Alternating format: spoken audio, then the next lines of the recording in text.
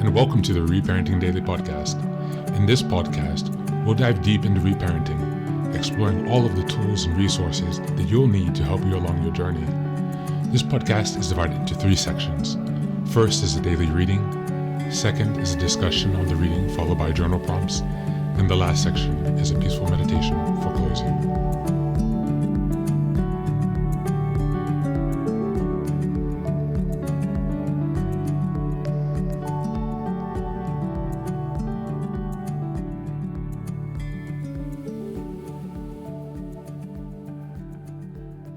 Good morning, good afternoon, and good evening, guys.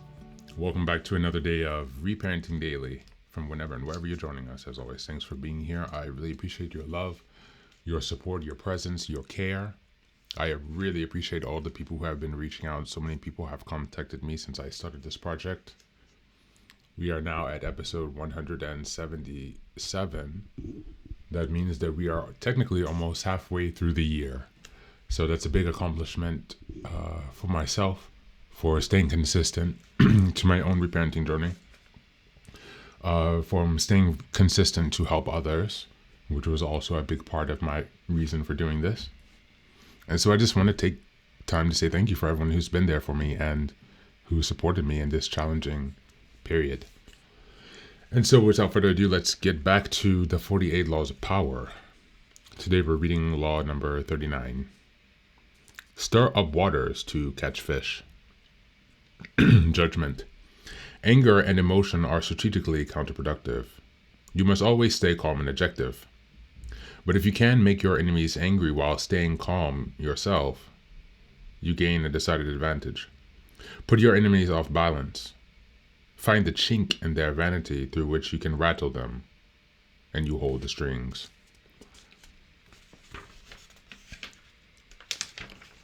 Keys to power. Angry people usually end up looking ridiculous, for their responses seem out of proportion to what occurred. They have taken things too seriously, exaggerating the hurt or the insult done to them. They are so sensitive, so to slight that it becomes comical how much they take it personally. More comical still is their belief that their outbursts signify power. The truth is the opposite. Petulance is not power. It's a sign of helplessness. Many people may temporarily be cowed by your tantrums, but in the end they lose respect for you. They also realize they can easily undermine a person with so little self-control. The answer, however, is not to repress our angry or emotional responses. For repression drains us of energy and pushes us into strange behavior. Instead, we have to realize to change our perspective, we have to realize that nothing in the social realm and in the game of power is personal. Everyone is caught up in a chain of events that long predicates the present moment. Our anger often stems from problems in our childhood, from the problems of our parents, which stems from our own childhood, and on and on. Our anger also has roots in the many interactions with others, the accumulated disappointments and headaches we have suffered. An individual will often appear as the instigator out of anger, but it is much more complicated, goes far beyond what the individual did to us. If a person explodes with anger at you, and it seems out of proportion to what you did to them, you must remind yourself that it is not exclusively directed at you. Do not be so vain. The cause is much larger, goes way back in time, involves dozens of prior hurts, and is actually not worth the bother to understand.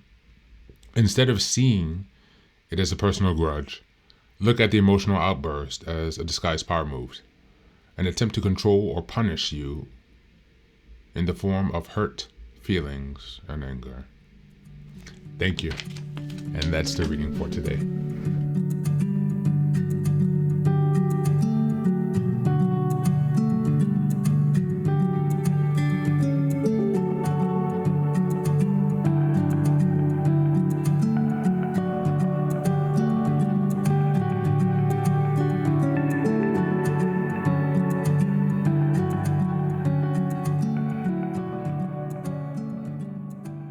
Hey guys, welcome back to another day of reparenting. Looking now at law number 39.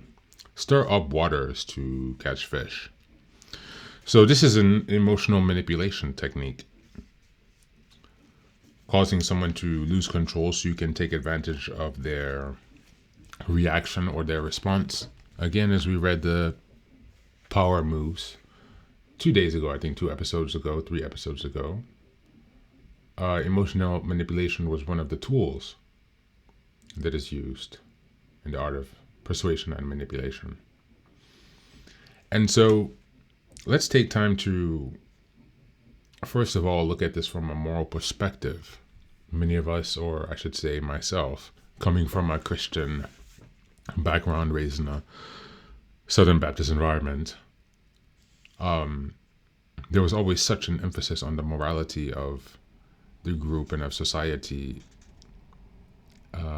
and the damnation of the self, the eternal, the original sin, the eternal damnation, the forever placing myself in the victim seat, as Christianity teaches us to do, as we are sinners and we must beg for forgiveness. Unfortunately, this pattern of living can manifest itself in many other ways in your life and in many different domains. And so it's important to be aware of this law and this dynamic as we continue to engage in the world, because as you can see, there's quite a risk to ignoring people who take part in these kind of games and strategies. The risk is to yourself. And so it's best to be aware and to be prepared to take some time to reflect on cases when you've seen someone use this strategy.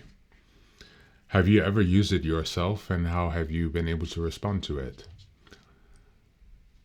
Thanks again for being here today. Please take care of yourself and do be well.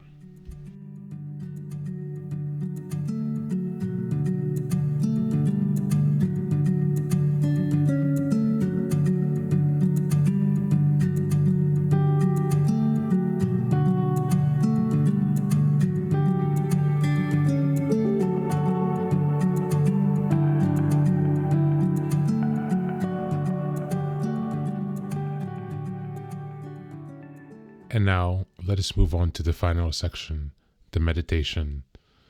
This is an unguided meditation. I will simply provide some music and you can take some time to relax. Please feel free to choose a location and a place where you feel safe and where you can be undisturbed for the next 10 minutes. You can choose to be sitting down, standing, as you like, wherever you are most comfortable. Thank you for being here and enjoy the meditation.